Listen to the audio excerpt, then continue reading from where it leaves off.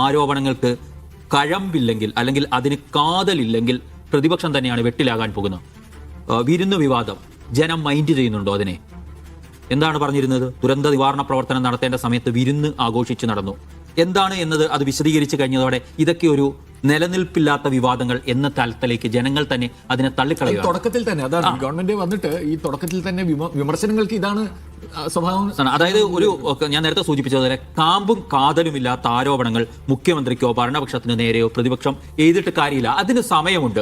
കാത്തിരിക്കാൻ പ്രതിപക്ഷം തയ്യാറാവണം. എന്തുകൊണ്ടാണ് എന്നറിയത്തില്ല. തിരിച്ചു വരാൻ കഴിയുമോ എന്ന ആശങ്കയാണോ പ്രതിപക്ഷത്തെ വലിയ കാതലില്ലാത്ത വിഷയങ്ങൾ ഏറ്റെടുത്തുകൊണ്ട് വിമർശനം ഉന്നയിക്കുന്നതിലേക്ക് കൊണ്ടു നടത്തിയിരിക്കുന്നതെന്ന സംശയം കൂടുതൽ ബലപ്പെടുന്നതാണ് എന്നുള്ളതാണ് പ്രധാനപ്പെട്ട ഒരു കാര്യം.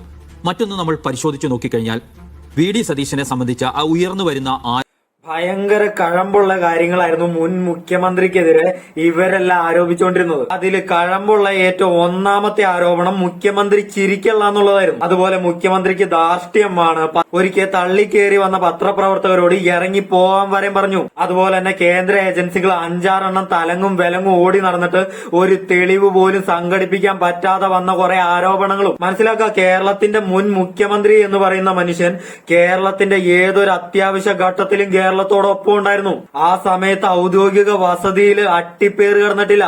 എങ്ങോട്ടും ഹോളിഡേക്ക് പോയിട്ടില്ല. മനസ്സിലാക്കുക. കമ്മ്യൂണിസ്റ്റുകാര് റോഡിലൊന്ന് തുപ്പിയാൽ പോലും അത് രാജ്യദ്രോഹ കുറ്റവാക്കുമാര്. പിന്നെ ഇതൊന്നും പുതിയ കാര്യങ്ങളൊന്നുമല്ല. ഇതെല്ലാം നൂറ്റാണ്ടുകളായിട്ട് ഈ ഭൂമിയിൽ നിലനിൽക്കുന്ന കാര്യങ്ങളാണ്.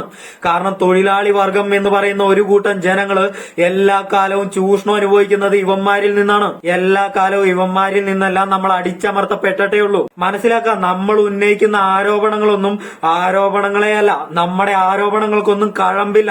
അത് ഇവിടുത്തെ സാധാരണക്കാരെ സ്പർശിക്കുക പോലും ഇല്ല എന്നാണ് ഇവന്മാര് പറയുന്നത്.